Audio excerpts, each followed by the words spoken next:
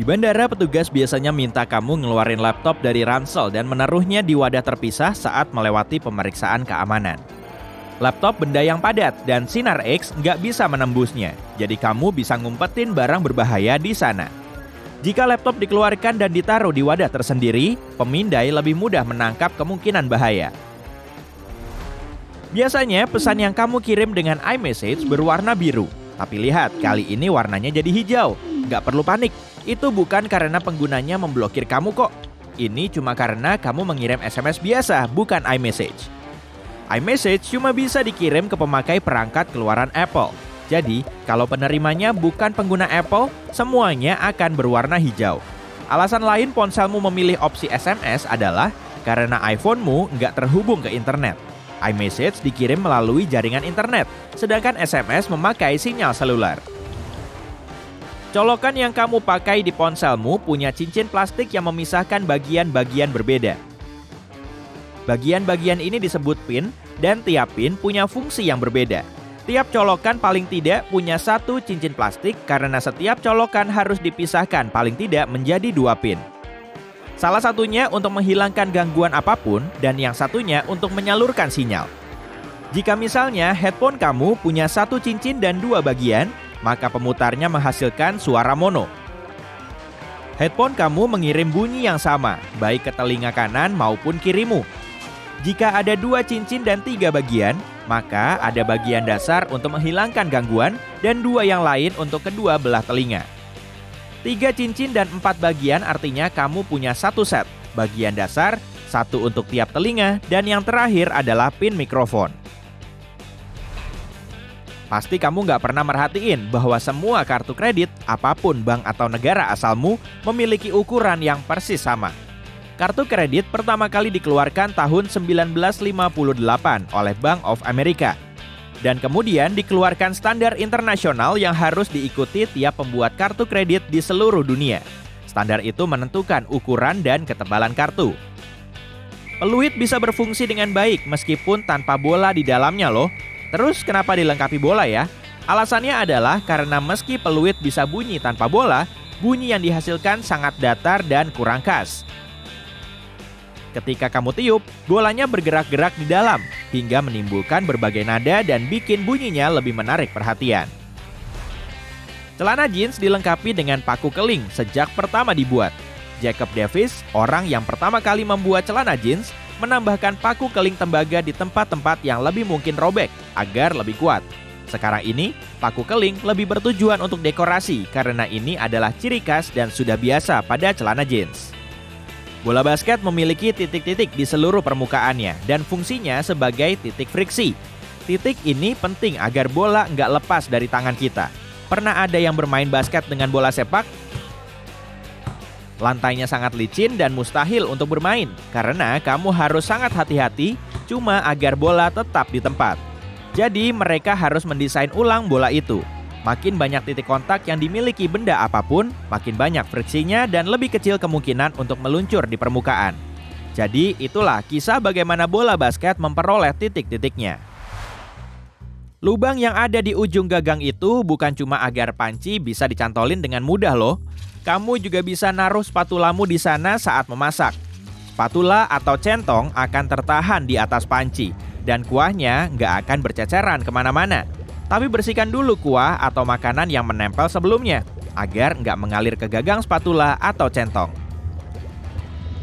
Kamu mengeluarkan isi mesin cuci piring dan meskipun yang lainnya kering, semua wadah plastikmu masih basah. Kayaknya wadah plastik nggak pernah kering ya? Itu memang benar, alasannya adalah karena bahannya sendiri. Peralatan makan dipanaskan dan menjadi dingin secara lambat, hingga air yang tersisa menguap dan mengering dengan mudah. Pas kamu keluarin, wadah plastik itu terlalu cepat jadi dingin. Jadi air nggak mengering dari permukaan dan cuma menetap di sana. Sumber air lain adalah cangkir-cangkir terbalik yang membuat air terkumpul di atasnya. Tapi apa kamu merhatiin bahwa bagian bawah cangkir selalu sumbing? Lekukan itu berfungsi untuk mengalirkan air saat di mesin cuci piring. Jadi ya biar cangkir nggak jadi tempat ngumpulnya air di mesin cuci piring. Perhatikan aluminium foil. Satu sisinya selalu mengilap dan sisi lainnya buram. ketika diproduksi, foil diratakan dengan roll. Aluminium foil begitu tipis, hingga roll itu merobeknya. Jadi roll mengambil 2 lapis sekaligus. Karena itu, sisi yang menghadap roll tetap mengilap dan yang di tengah tetap buram. Dalam bahasa Inggris, kita pakai huruf ini untuk menyebut jam, AM dan PM. Kenapa huruf-huruf itu dipilih? Itu adalah bahasa Latin yang masih dipakai untuk banyak singkatan lain. AM singkatan dari ante meridiem, yang artinya sebelum tengah hari. Sedangkan PM singkatan dari post meridiem, yang artinya setelah tengah hari. Sama halnya dengan pon yang memakai simbol LB dari frasa Latin libra pondo. Kebanyakan kursi gedung bioskop berwarna merah dan alasannya bukan biar lebih kelihatan tapi justru kebalikannya.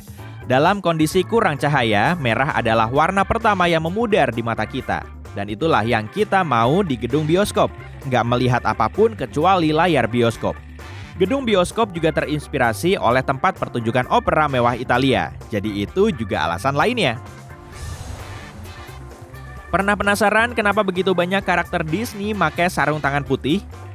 Begini, ketika film animasi masih hitam putih, memakaikan sarung tangan putih pada karakter adalah satu cara agar tangan lebih menonjol dari bagian tubuh lainnya. Kemudian teknik animasi berkembang, tapi sarung tangan itu tetap jadi tradisi Disney. Tapi ada juga alasan lain. Tangan manusia bikin karakter hewan jadi lebih manusiawi dan lebih mudah dimengerti. Sarung tangan itu juga lebih mudah dianimasikan, dengan begitu mempercepat prosesnya. Kucing sering menggosokkan tubuhnya di kakimu, tapi apa kamu tahu kenapa kucing melakukan ini? Dengan cara ini, kucing memindahkan baunya ke kamu, menandai kamu sebagai wilayahnya dan sebagai manusianya. Ini juga tanda kasih sayang. Dengan melakukan ini, kucing menunjukkan bahwa kamu adalah bagian dari mereka yang paling dekat dengannya. Penasaran kenapa nepuk lalat sulitnya minta ampun? Nah, bagi lalat, kita ini kayak kungkang. Itu karena lalat melihat semuanya dalam gerak lambat kalau dibandingkan dengan kita. Tiap spesies punya persepsi yang berbeda tentang kecepatan. Kecepatan yang kita lihat 2 kali lebih cepat bagi kura-kura dan 4 kali lebih lambat bagi lalat. Nyalain video dengan kecepatan 0,25 kalinya dan bayangin seseorang mendekati kamu dengan kecepatan ini. Nah, begitulah lalat melihatmu. Jadi, sudah pasti lalat punya cukup waktu untuk kabur. Rambu jalan punya berbagai bentuk dan warna untuk mengirim berbagai sinyal ke otakmu. Bentuk oval lebih ramah dan bentuk kotak lebih familiar dan aman. Jadi biasanya dipakai untuk rambu peraturan. Segitiga mencerminkan ketidakstabilan, jadi biasanya untuk tanda peringatan. Dan terakhir, tanda stop. Bentuknya segi 8 yang paling nggak biasa dan meresahkan. Bentuk ini dimaksudkan untuk menarik perhatianmu. Dikombinasikan dengan warna merah, tanda ini paling menonjol, sebagaimana seharusnya. Ada plat-plat kecil dengan benjolan di sebagian trotoar. Kita nggak terlalu perhatian pada hal ini, tapi itu sangat penting bagi mereka dengan gangguan penglihatan. Itu menandakan turunan yang kemudian mengarah ke zebra cross. Ada juga beberapa pola yang menandakan hal yang berbeda. Sebutin nilai-nilai di kampus. A, B, C, D, dan F. E tidak ada, tapi kenapa? Sistem penilaian modern berasal dari tahun 1897. Awalnya huruf yang dipakai adalah dari A sampai E. A artinya sangat bagus, B bagus, C cukup,